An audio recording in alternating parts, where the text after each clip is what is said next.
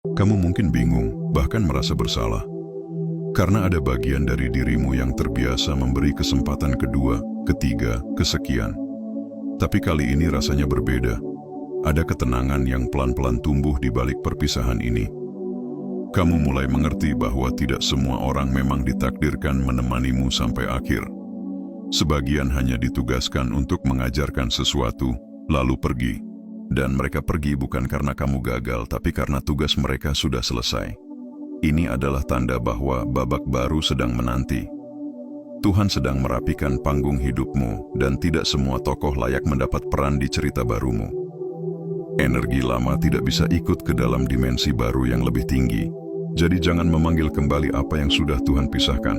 Jangan melekat pada apa yang semesta sudah bersihkan dari jalanmu. Kamu sedang naik kelas dan itu berarti ruang hatimu hanya boleh diisi oleh yang sejati, yang sehat, yang selaras. Ketika kamu ikhlas membiarkan yang lama pergi, kamu membuka pintu bagi cahaya yang lebih murni untuk masuk. Ini adalah masa pemurnian, masa transisi menuju versi dirimu yang lebih utuh. Dan percayalah, mereka yang pergi adalah mereka yang tidak bisa ikut menyaksikan keajaiban yang sedang Tuhan siapkan untukmu. Kamu tidak kehilangan siapa-siapa. Kamu hanya sedang dipisahkan dari hal-hal yang tidak lagi layak untuk hidupmu yang berikutnya. Bab 5. Kamu tiba-tiba merasa harus melepaskan sesuatu. Ada momen dalam perjalanan spiritual ketika tanpa sebab yang jelas, kamu merasa ada sesuatu yang harus dilepaskan. Bukan karena kamu menyerah, tapi karena jiwamu tahu. Ini saatnya. Mungkin itu pekerjaan yang selama ini membuatmu aman, tapi terasa hampa. Mungkin itu tempat tinggal yang tak lagi memberi kehangatan, atau hubungan yang sudah terlalu lama kamu pertahankan meski hatimu terus tergores. Dorongan itu datang begitu kuat, bukan dari logika, tapi dari dalam dada yang seolah berkata, "Sudah cukup, ini waktunya pergi."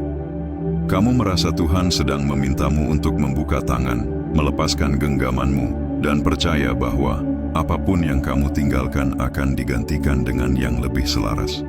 Dan meskipun kamu takut, jauh di dalam hatimu ada suara kecil yang berkata, "Aku akan baik-baik saja." Melepaskan bukan berarti kalah. Justru itu adalah kemenangan tertinggi bagi jiwa yang sudah cukup sadar untuk tidak terus hidup dalam keterpaksaan. Karena keberhasilan sejati tidak datang dari seberapa keras kamu bertahan, tapi dari seberapa jujur kamu mendengarkan suara batinmu. Dan suara itu kini mulai menguat. Ia memintamu meninggalkan yang tidak lagi tumbuh, yang tidak lagi membawa damai, yang hanya membuatmu berjalan di tempat.